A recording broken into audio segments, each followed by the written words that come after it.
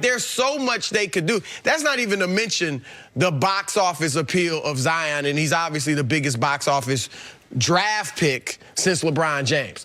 So this is big. If they fall out of the top 3, then I think it's really going to be painful for them. And I think people need to understand the numbers. You said them, but you said them quickly. The Knicks have the best chance of landing the best pick. That's a 14% chance. They have a 48% chance, basically a 1 in 2 chance, of having the 5th pick. So everyone needs to understand, especially the way they flatten the odds, the way they've changed things, it's as good of a chance as any that the Knicks get the 5th pick as they get 1, 2, 3, or 4 combined. So people need to know that's how this lottery works. But I'm one of those people that feels the exact opposite of you. Because I am so confident that Kevin Durant is going there, this is not a lottery where it's like, man, whole franchise is relying on these ping pong balls. The Knicks are going to be fine no matter what. They're going to be in better position than they've been in since 1985, no matter what.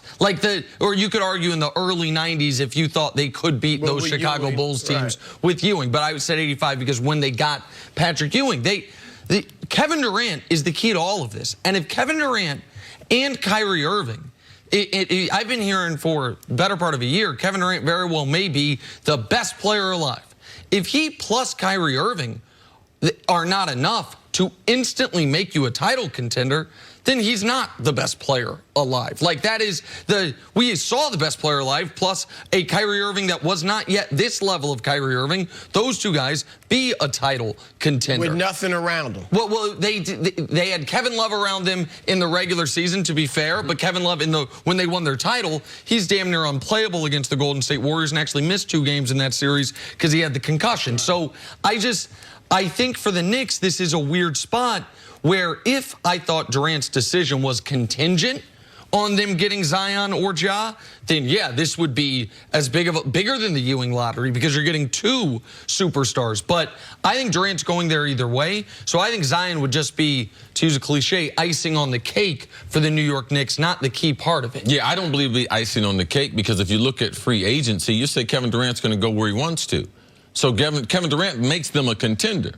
But if they get Kevin Durant and that #1 pick, that makes them a championship contender because now it opens the door for, people would argue, people see Kawhi right now and they're like, yes, he's probably, with him and Durant, #1 and 2 free agents. But Zion holds the key to Anthony Davis. Right. So to me, do you think Anthony Davis is a little bit better than Kawhi as far as moving forward? So for me, those are the top 3 free agents. So now the Knicks, forget Kyrie, because they have Anthony Davis and KD.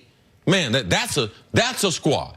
Now you don't need as many pieces because you have rebounding, you got defense, and you have shooting. So I believe that the lottery becomes important. I believe tomorrow we go back to conspiracy theory. Man, when that ball comes up New York Knicks, just like with Patrick Ewing, people were arguing the fix is in. The frozen envelope. It is important to the NBA. Now, I know it'll be legitimate. Right. But if the Knicks could get the #1 pick, it would. Look how hot the NBA is right now. Now we got the lottery. We got Game 1 of the Western Conference Finals. I can't remember a time in my adult life the NBA was more popular than it is right now. We're going to have millions and millions of people just to see who gets that lottery pick, and I believe the most anticipated lottery pick since LeBron. Well, Go ahead. One quick thing. Kyrie, I do agree with you that I think Kevin Durant's coming to New York. I don't think he should come, and I don't know if he would come alone. So what if Kyrie wants to, whether stay in Boston, go elsewhere, go to the Lakers, whatever he does.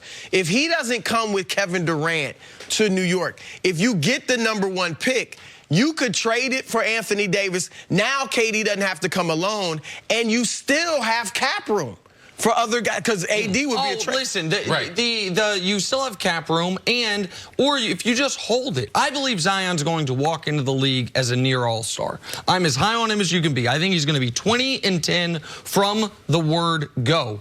Even if you don't trade it, the value of getting the level of production I think you're going to get from Zion on, even at the #1 overall pick, a rookie contract.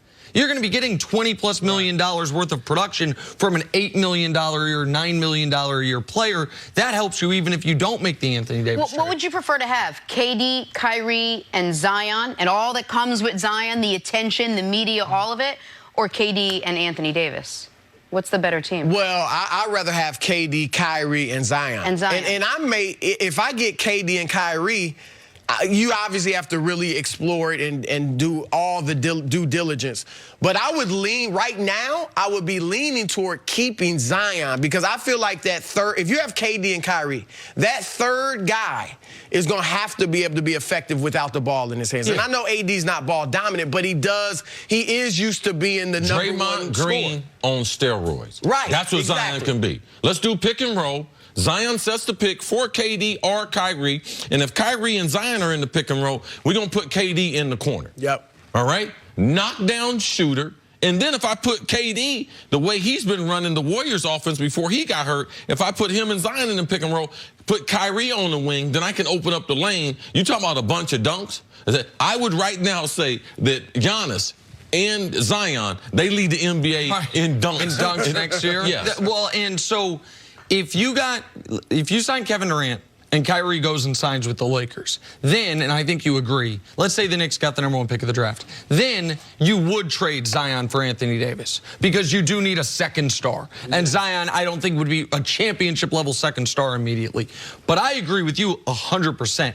If you get Kevin Durant and Kyrie, you don't only keep Zion because everyone's got to eat to a degree and someone's going to have to take that third role, the Bosh, Kevin Love role, which is a tougher role, but also because the Knicks, who have just been flailing about for the better part of my lifetime, you would have a trajectory of, oh, wait, we've got a 30-year-old star. We have a 26-year-old star. Yep. We have a 20-year-old soon-to-be star. You would have the trajectory of not just winning right now, but being able to keep this going well past Kevin Durant's prime, into Kyrie's prime, well past Kyrie's prime, into Zion's prime. That would be the superfecta for the New York Knicks. They just need to be prepared for it to be R.J. Barrett with the 3rd overall pick or something like that. All right, Broussard, stick around. Coming up, could LeBron be on the move this offseason? That is next on First Things First. I got to call Scott Perry. I might have to watch the lottery with them. Oh, my. This Heinz mayonnaise is so creamy. One day you'll tell your grandkids about it. And they'll say, Grandpa, just tell us about Humpty Dumpty. And you'll say, he broke his pelvis or whatever. Now back to my creamy Heinz mayonnaise. Heinz mayonnaise, unforgettably creamy. Twisted Tea's the perfect daytime drink, made with real brewed tea and just a touch of lemon.